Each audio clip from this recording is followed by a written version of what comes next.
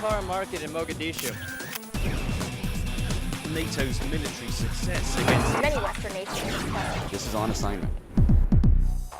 Hello again, everybody. Welcome to the show where we go straight to our VOA reporters to ask them more about their stories than may have first made it to air. I'm Alex Villarreal. And I'm Philip Alexio in for Imran Siddiqui. Our first stop, Pakistan, where refugees from Afghanistan say they are relegated to second-class status in society, or worse.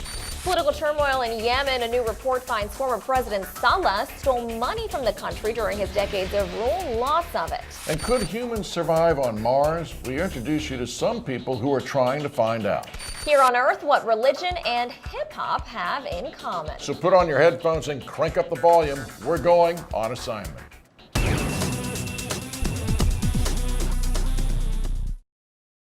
The many Afghan refugees living in Pakistan face an uncertain future.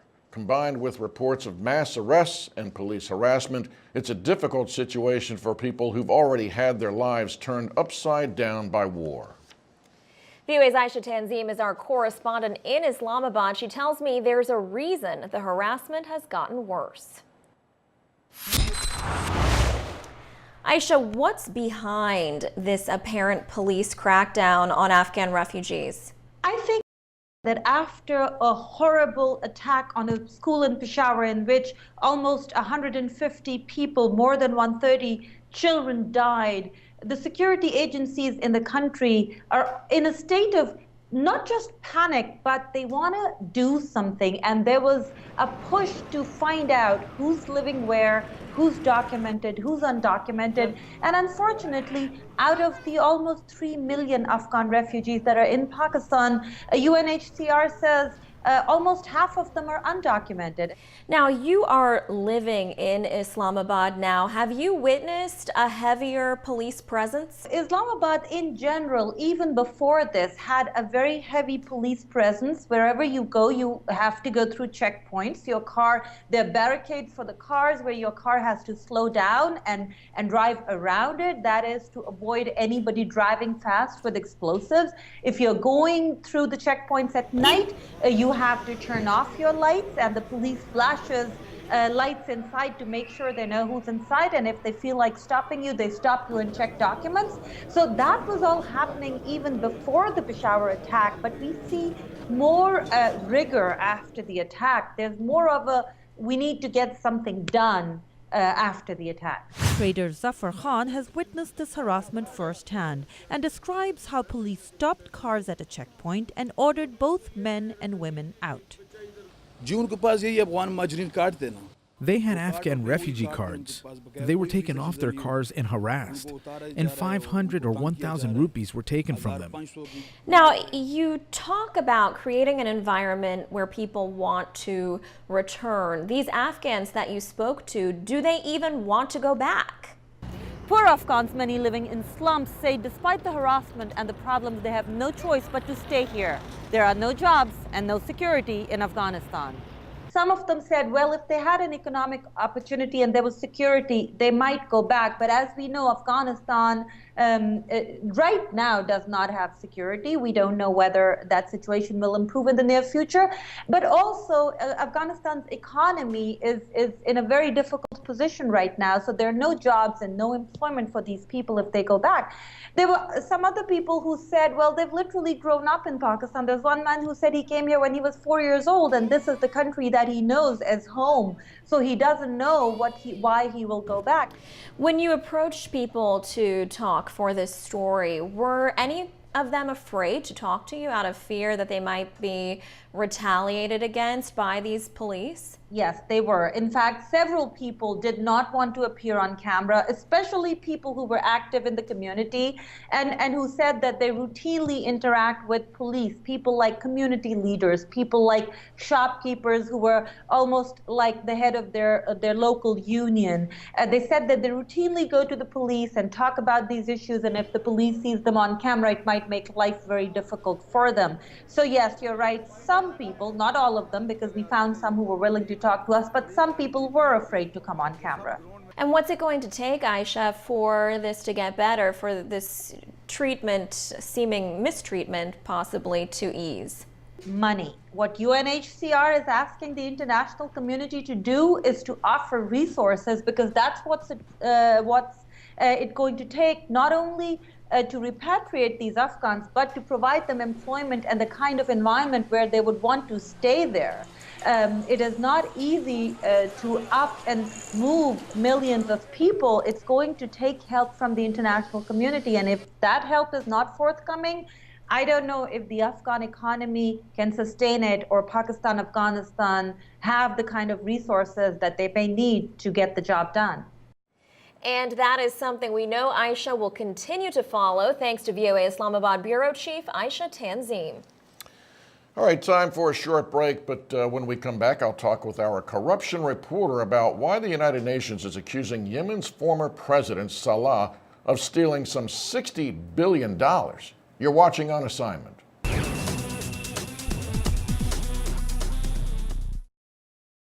$60 billion, billion with a B. That's how much a UN panel is saying former President Ali Abdullah Saleh took from Yemen during his decades in power. Torn by unrest, Yemen is so poor that the money Mr. Saleh is accused of stealing is close to twice that country's gross national income. I'm joined now by Jeffrey Young, our dedicated corruption reporter here at the Voice of America. So thanks for coming on to the program, Jeff. But listen, $60 billion, that's a huge amount of money for somebody to take. Is that even realistic? The UN panel that reported to the UN Security Council, Phil, put the amount taken by Ali Abdullah Saleh in a range from 32 billion to 60 billion. Now, he was in power from 1978 to 2012. So we're looking at roughly 34 years in office. And if you took $1 billion a year, that would be 34 billion. So I'm not aware of the exact metrics of how they calculated this, but I do know that through investigation, that's the range that they came up with. But yes, in a country so poor, that's an astounding amount of money. He was moved out by basically the Gulf Cooperation Council a few years ago, right? He was enticed to depart his office. This is what you would call the deal of the century. The Gulf Cooperation Council, which is Saudi Arabia, Kuwait, Qatar, the United Arab Emirates, Oman, etc., the Gulf countries in Saudi Arabia, that's the GCC. Saleh has been a serious problem in Yemen for years. He's been a source of instability. He's been deeply corrupt. He's just been a major problem. The GCC came to him with the following deal. Mr. Saleh, if you would be so kind as to vacate your office and to depart Yemen, we in return will grant you complete and full immunity from any possible prosecution related to corruption or any actions taken during the time in office. Now, who could turn down a deal like that? Well, not especially if you can keep the money. Now, and he did. And he did keep the money. It's his. He's immune from prosecution. Okay, so let's get back to that. So his vice president moves in, correct? Right, takes the slot. Now, but he is out. Correct. The Houthis have come in. His vice president, al-Hadi, takes power and becomes the next president. But what Saleh did was, first he went to the United States, then he went to Ethiopia, and from Ethiopia, he started building a payback operation. And now, what is that? Well, what do you mean by that? He conspired with the opposition al-Houthis, who are backed by Iran, and they swooped in, as you saw it, in late 2014, and finally, in early 2015 this year, they drove al-Hadi from power. And he's now out of the country, the al-Houthis are in charge, and Saleh is living large in Yemen, immune from prosecution, rich beyond anybody's measure. As I say, it's the deal of a lifetime. Who could pass this up? So it isn't known whether or not Saleh is trying to influence things in Yemen. The UN report specifically said that there is strong indication that either Saleh or his son, or both of them together, were actively involved in the overthrow of his successor, al-Hadi, by the al-Houthis. Interesting country. We'll keep an eye on it. I know you will. Our corruption reporter, everybody. VOA's Jeffrey Young. Thanks for coming on the program. My pleasure. All right, listen, when we come back, we're going to go to the other side, but listen where we're going to take you. We're going to take you to Mars, sort of. You're watching On Assignment.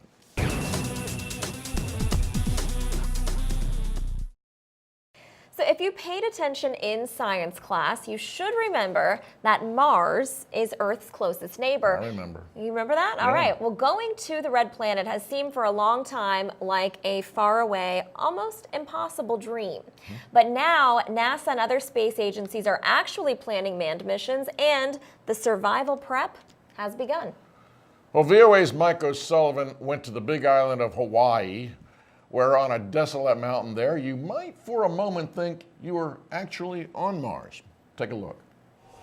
This volunteer is living for 8 months in terrain that looks much like the surface of Mars. 6 people are isolated high atop Mauna Loa, a volcanic mountain on the big island of Hawaii, in this make-believe Mars base.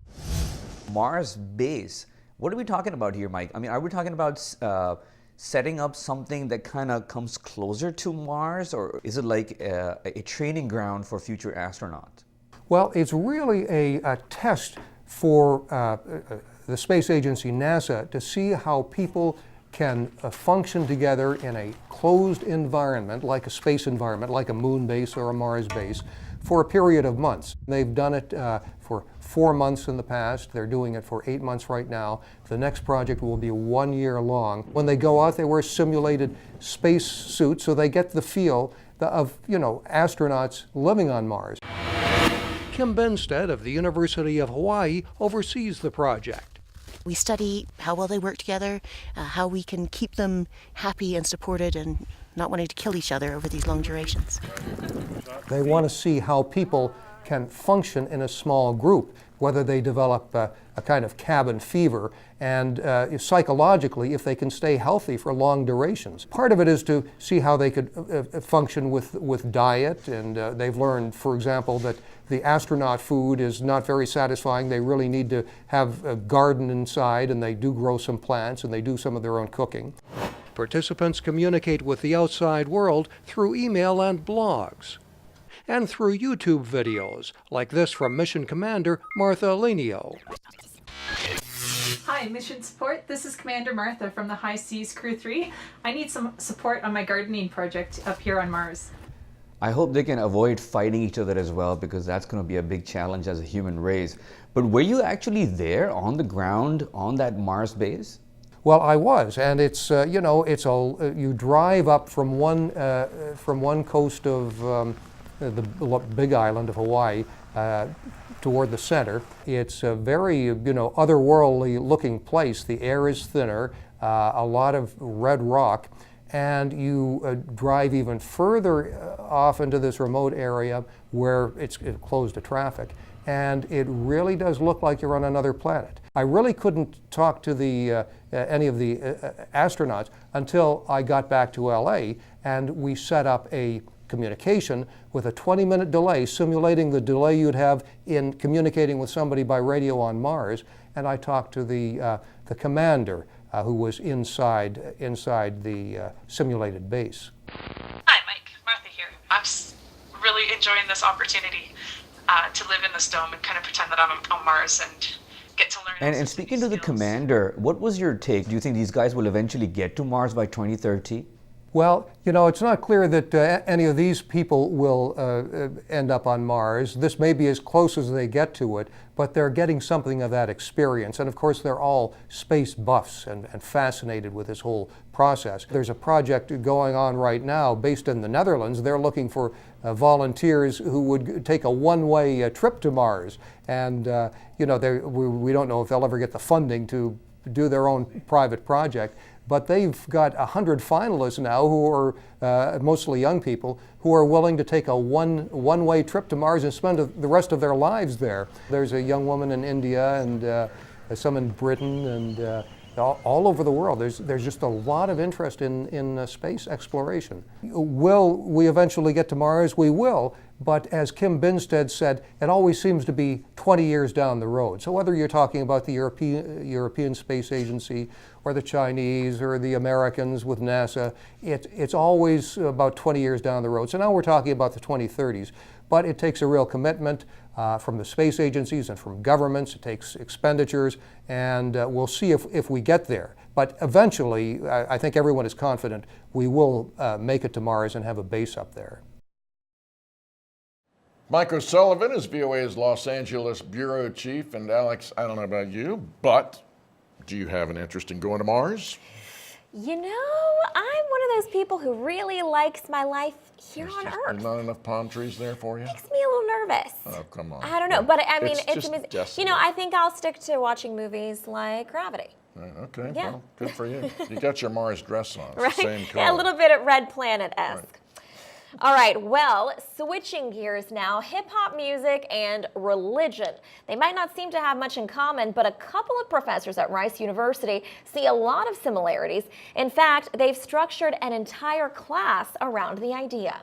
VOA's Greg Flakus schooled me on it.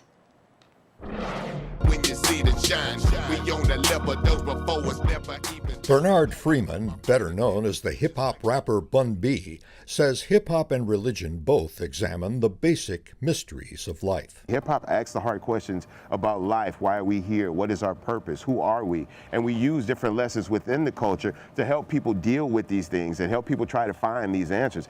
Hip-hop actually has a pretty big center here in the Black community in Houston, and has produced a lot of sounds and records that have become hits around the country. What is it that they're trying to communicate to their students? Well, I think what they're trying to do is have the students look at both of these social movements, I guess you could say, from a different perspective. And by looking at them and contrasting them and comparing them, they will learn more about both. Bun B developed the course on hip-hop and religion with Rice University religion professor Anthony Pinn, who says faith has long been expressed through music. Pinn also sees a parallel between Christianity, which started as a small Jewish sect in a far corner of the Roman Empire, and hip-hop, which developed partly as a response to gang violence in New York. Greg, there are a lot of controversial themes that are talked about in hip-hop. So sex, drugs, violence. How does that possibly conflict with this idea of comparing hip-hop and religion? If you are comparing to a particular religion, let's say Christianity or Islam or Judaism, you might say, well, these kind of profane lyrics and all seem to really be in contrast to the values and beliefs of those particular religions. But if you look at it from a broader perspective, as religion as a, say, a sociological phenomenon, then you start to see how those details don't so much matter. It's more the overall approach that's manifested by a particular cultural movement as opposed to religion. Let's talk about how hip-hop artists use Christian signs and symbols within the culture. Now, talking about that, let's talk about the roots of hip-hop. The professor you spoke to compared it to the beginning of Christianity. And historically, churches have been patrons of the arts. Some of the music that has motivated and moved people for centuries was commissioned by churches. He's saying you have, in the case of Christianity, a religion, a major religion. I mean, one of the major religions in the world. And it started in this corner of the Roman Empire under a people who were subjugated by the Romans, and now it has taken on a worldwide aspect. Greg, you talked to a couple of students about the class, students in the class, and they said that they're learning a lot more here than just about music and religion. What kinds of sociological issues are they studying? When they do the class with the students there at Rice, they don't do it in a classroom. They go out into the community. They go to places in the Third Ward, or they go to a church, they go to perhaps a place where the hip-hop rap music is performed. Raymond Cano and Dimitri Luke took the hip-hop and religion course and found it rewarding as well as challenging. If you're passionate about learning and you're curious about it, and you're willing to put in the work, it's an amazing class. The class delves into social problems and economic challenges that even students face, says Dimitri Luke. It's not as easy to get a job and to live the same like American dream that we've been living, and I think hip-hop questions that dream. Both students say they also gained insights into religion and spirituality through the course. Staying here in the United States, beer is a really big business in this country. Just go to a big sporting event like baseball and you'll see why. Yeah, and since the 1950s, the U.S. beer industry has been dominated by a handful of huge breweries, but that's been changing. VOA's Jeff Custer has the story. The Brewers Association reports there are more than 3,200 breweries in the United States, compared to just 40 in 1985. Craft breweries, which produce less than 6 million barrels a year, make up most of this increase. And while U.S. beer consumption overall fell by about 2% in 2013, craft beer consumption rose by more than 17%.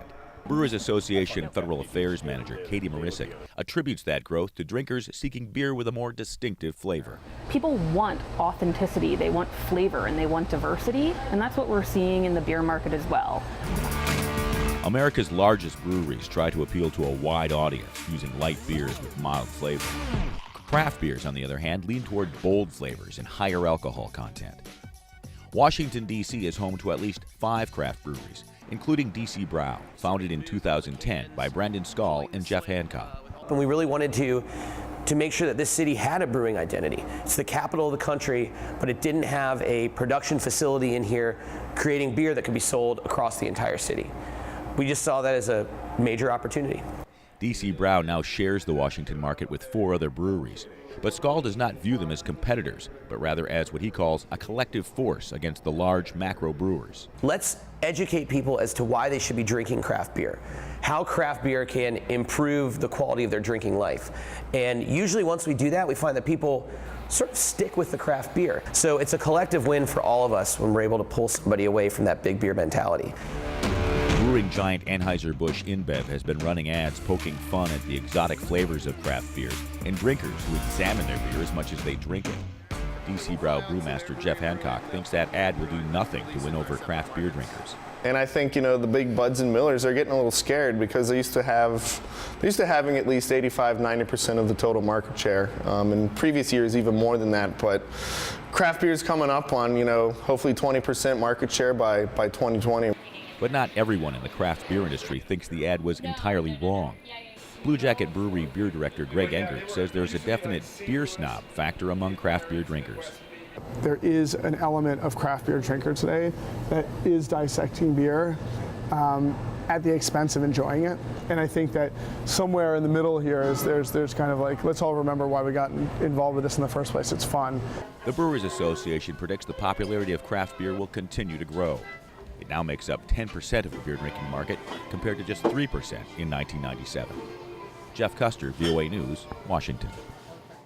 All right, Phil, so what do you think? Word around the newsroom is that you are quite the beer connoisseur, so you're the perfect person to comment on Well, that's the story. actually a bit of a rumor. Now, I like beer, no question about that. But our connoisseur at the Voice of America is our executive producer, Mr. Martin Seacrest. He makes his own beer, and he's a specialist. He does. Yes, he does. Well, this is a little known fact. Here's your fun fact. We're gonna have of the to. show. We'll introduce him to our audience sometime. Yeah, as long as he makes us a few beers. That needs to happen with the beer. Yeah, exactly. All right, listen, that does it for us, but come back next week when we tell you about a little-known trend where students in the U.S. and Europe are paying writers in Kenya to do their school papers. And if you miss us before then, you can always check us out anytime at voanews.com, Facebook, and YouTube. Thanks so much for watching, everybody. Have a great week ahead.